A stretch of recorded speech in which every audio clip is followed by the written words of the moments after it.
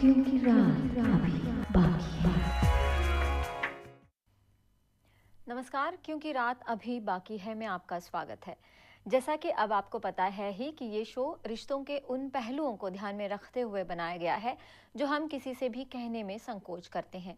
खासकर महिलाएं अपने फिजिकल रिलेशनशिप से जुड़ी परेशानियां किसी से भी कहने में कतराती हैं।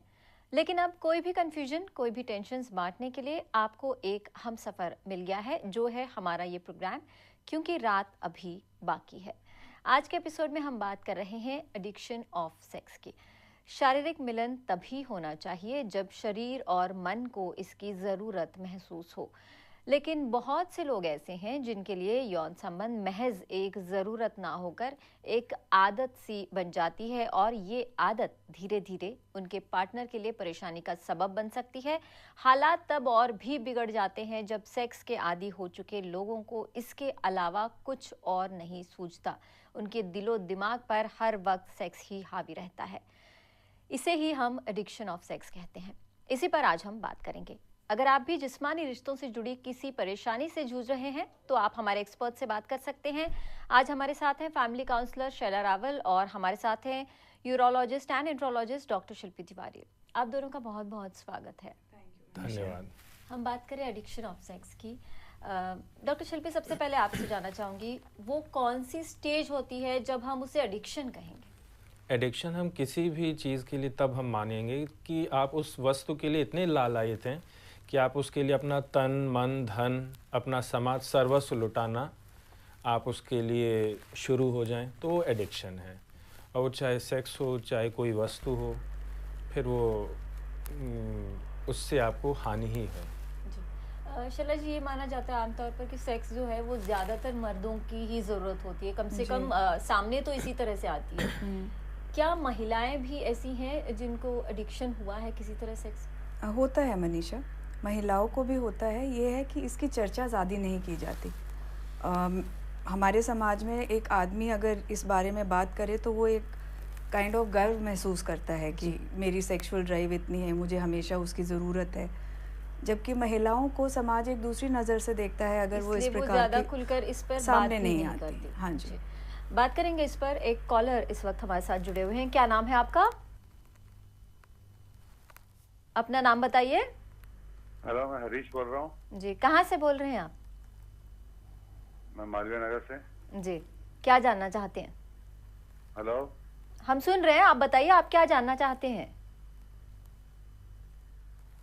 मैडम, एक्चुअली एक इंग्लिश का शब्द होता है सेटिस्फेक्शन जी, और हिंदी का एक शब्द होता है तृप्त हो जाना जी। और जो मेरी समझ में इन दोनों का जो डिफरेंस है इस हिंदी और इंग्लिश शब्द का जी, वो कहीं पर जो है वो हमारा जो हम ढूंढ रहे हैं जी, वो बन पाता है कि हमें किसी भी तरीके से टॉपिक थोड़ा मैं मिस कर गया। जी, हेलो जी, हम सुन रहे हैं, आप बताइए। हाँ, तो वो जो थिन लाइन डिफरेंस है जी, वही जाकर कहीं जो हमारे भावना रह जाती है हमारे अंदर, जी, उसको हम ये नाम देते हैं कि एडिक्शन का, और बहुत ही एक थिन लाइन डिफरेंस आ जाता है उस फीलिंग में। और जानते हुए जी, भी या ना जानते हुए कि ये एडिक्शन है या ऐसा हो रहा है, उस भावना से निकल पाना या उस पर काबू पाना एक बहुत ही डिफिकल्ट सी सिचुएशन लगती है। जी। तो इस विषय में मैं आपकी राय लेना चाहूंगा कि क्या करना चाहिए। डॉक्टर शिल्पी, इन्होंने एक दो बातें और भी कही एडिक्शन से पहले। सेटिस्फैक्शन, एडिक्शन क्या सेटिस्फैक्शन से रिलेटेड कुछ है? इसका कोई ताल्लुक होता है सेटिस्फैक्शन से? मेरे विचार से एक भावनाओं का स्पेक्ट्रम है। एक अंत में आप एक में, फिर उसके आगे आप कुछ है लेकिन आप उससे तृप्त हो गए, फिर उससे आगे लोभ है कि आपको और चाहिए और चाहिए, और उससे भी उस परिधि को भी आप पार कर गए तो मेरे विचार से फिर एडिक्शन हो जाता है। वो चाहे जैसा बताया उन्होंने, थिन लाइन ऑफ डिफरेंस आपको डिमार्केट करनी पड़ेगी। और वो हर ही चीज़ में, whether it is sex, whether it is money, whether it is power, I think वो पूरे समाज में इस तरह के मटेरियल चीज़ें हैं। और जैसा इन्होंने कहा कि अगर एडिक्शन हो जाता है तो इससे कैसे बाहर निकलें और कैसे छुटकारा पाएं, क्या कोई तरीका है कि अगर किसी को एडिक्शन हो गया है तो वो कैसे इससे निकले? ये तो प्योरली मानसिक रूप से ही आप अपने आप को ताकतवर बनाएं, विभिन्न रूप से आप अपने आप को एक्टिव रखें, आप अपने समाज का समर्थन लें, अपने पार्टनर, वाइफ, स्पाउस का समर्थन लें, अच्छी विद्या हासिल करें। अब वो कहाँ कहाँ से आती है वो विद्या, वो दूसरे उसमें हेल्प कर सकते हैं। तो ये तो एक काफ़ी जिसे कहते हैं विश्लेषण और चिंतन, ये तो काफ़ी गूढ़ विषय हो जाता है। फिर आप कैसे वो विद्या अर्जित करें कि आप इन सब से ऊपर उठ जाएं। जी, इस पर भी बात करेंगे कि कैसे एडिक्शन से ऊपर उठें, इस पर बात करेंगे। एक और कॉलर इस वक्त हमारे साथ हैं। क्या नाम है आपका? राजा। कहाँ से बोल रहे हैं आप? विजयवाड़ा से। विजयवाड़ा से बोल रहे हैं। सवाल पूछिए अपना। जी, अपना सवाल पूछिए। जी मैडम, मेरी शादी हुए 5 इयर्स हो रहे हैं जी, और मेरी बेबी अभी, मेरे घरवाली अभी प्रेग्नेंट है जी तो इसका 4th मंथ चल रहा है जी और इसका यूट्रस बहुत छोटा है जी। तो क्या इंटरकोर्स करने से कुछ दिक्कत आएगी? शैला जी, क्या कहेंगी आप? 4th मंथ है और कुछ कॉम्प्लिकेशंस ये ये बता रहे हैं। हाँ जी, तो सबसे पहले तो मैं यही एडवाइस लूँगी कि सबसे पहले तो जो आपकी वाइफ के गायनेकोलॉजिस्ट हैं उनसे ज़रूर आप जांच करा के सलाह लीजिए।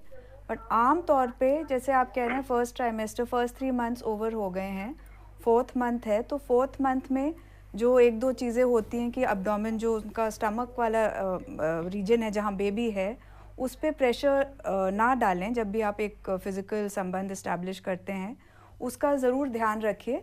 बट जो कॉम्प्लिकेशन आप बोल रहे हैं कि यूट्रस स्मॉल है, वो मैं आपको नहीं इतनी जानकारी उस पर दे पाऊँगी।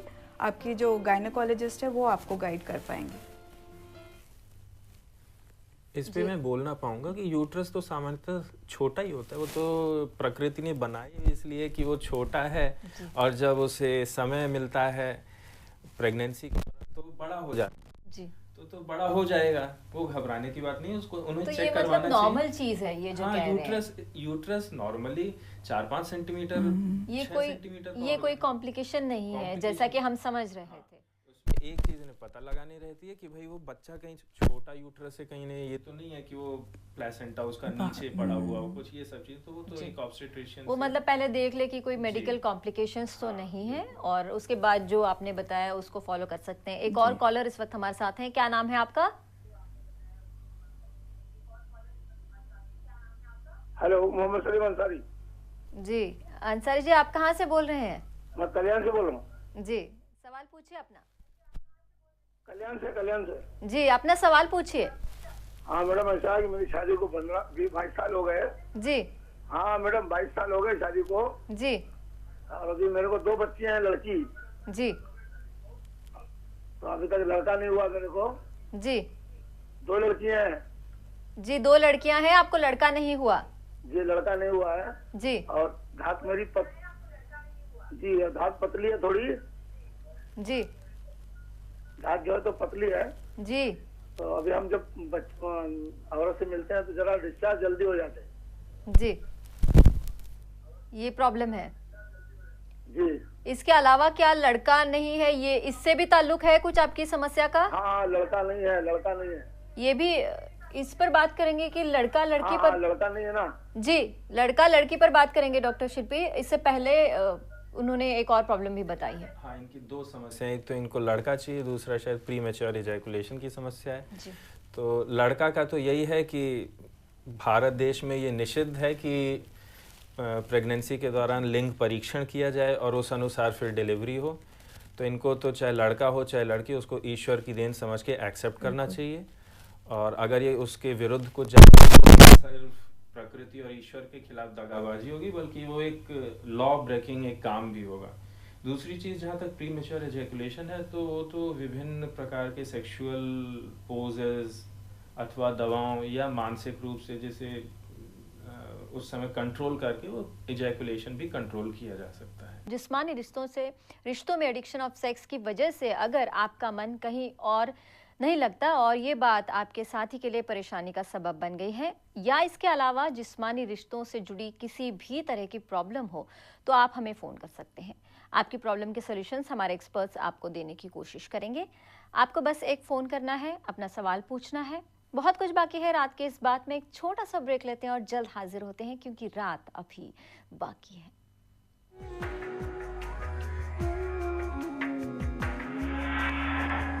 क्योंकि